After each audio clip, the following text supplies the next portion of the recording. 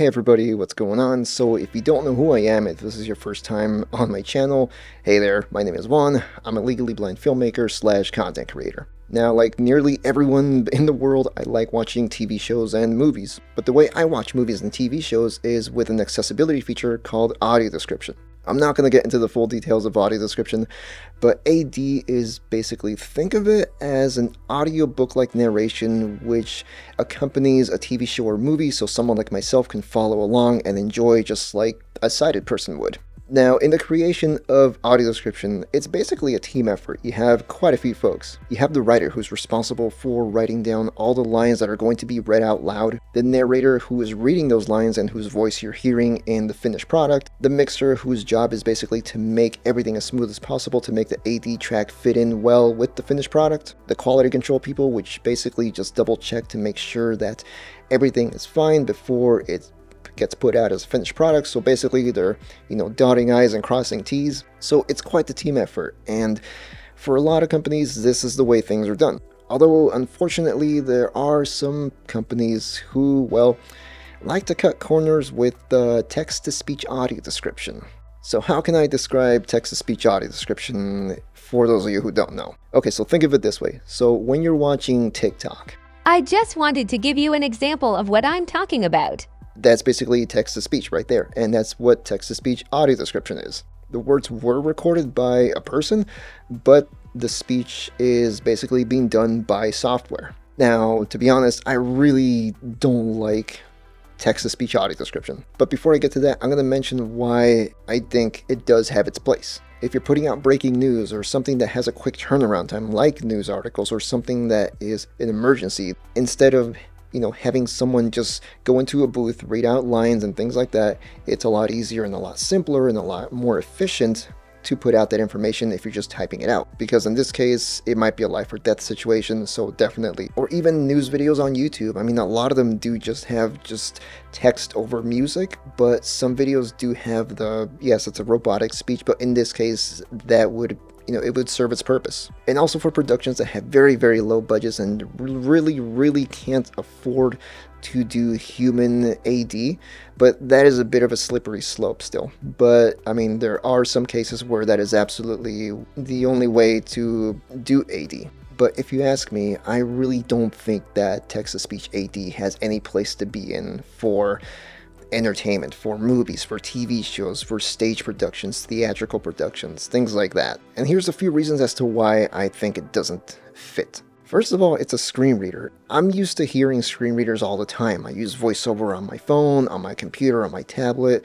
I hear a robotic voice nearly all day. So if I just want to unwind and sit down and watch a TV show or a movie, I kind of don't want that same voice talking back to me as to what's going on screen. I'd rather have a human narrator tell me because it would just feel more organic. It just feels like it's part of the movie or part of the TV show. By hearing a screen reader or a computer-generated voice, it does take you out of it. At least for me, it would. And a lot of times, it's not going to be able to pronounce things or add those little nuances that human speech has. And I think that's the other problem, though. I think just because human emotion is so complex, it's like you can get the best screen reading software possible, and it might sound just like a person, but to add in those little moments of just, like the voice is speaking like it's feeling a little sad or happy or tense, those little things are pretty difficult for AI to do. At least I think so. But also to do them accurately and on cue.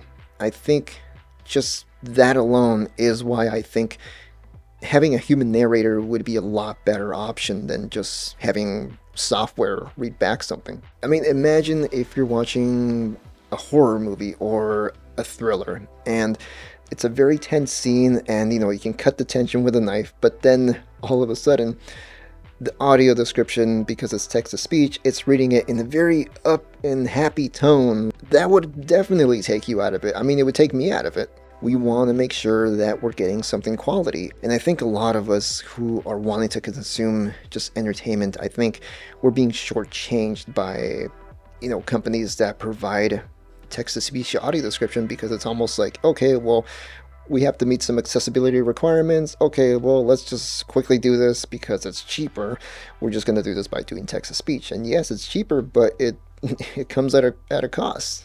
Quality. It might take longer to audio describe some films and TV shows, but you know what? I'd rather have higher quality than something done quickly. And what really gets me upset is when folks sometimes tell us that, hey, something is better than nothing, so you should just enjoy and just be quiet because it's there. Well, for the folks who are sighted, I'd like to just make a little comparison. So imagine you just paid to watch the latest, Marvel film or whatever, or are watching the latest thing on Netflix or whatever, and next thing you know, the movie starts playing, but it's in 480p quality or worse. I don't think everybody would stay quiet. I think most people would complain. Now imagine if the person in charge of the theater or in charge of the streaming service or even the filmmakers themselves, if they told you, hey, you know what, at least you have something to watch, you should be grateful, you should be glad. So yeah, I'm kind of hoping you understand where that's coming from.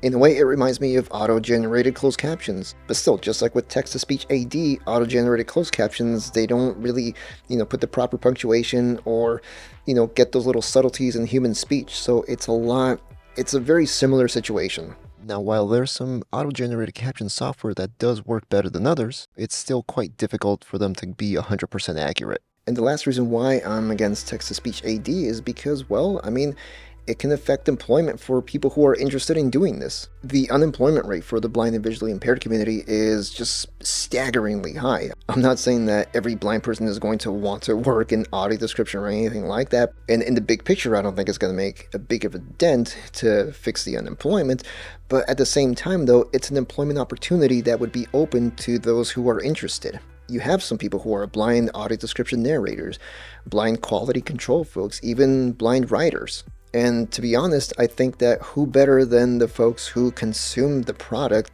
to be involved in the creation of it? There's that phrase, nothing about us without us, and I definitely think that something like audio description, it truly does apply to that. So those are my reasons for not liking text-to-speech AD. I know some of you folks might still disagree with this, and I'd like to hear your thoughts. What are they? What do you think of text-to-speech AD? Do you agree with me? Do you not agree with me? So yeah, just leave your thoughts in the comments below and let me know what you think. And I will see you folks in the next video. If you hear some noise, I'm hoping you don't hear this in the finished product, but my dog is just sleeping right off screen and she snores, so I'm hoping you don't hear that.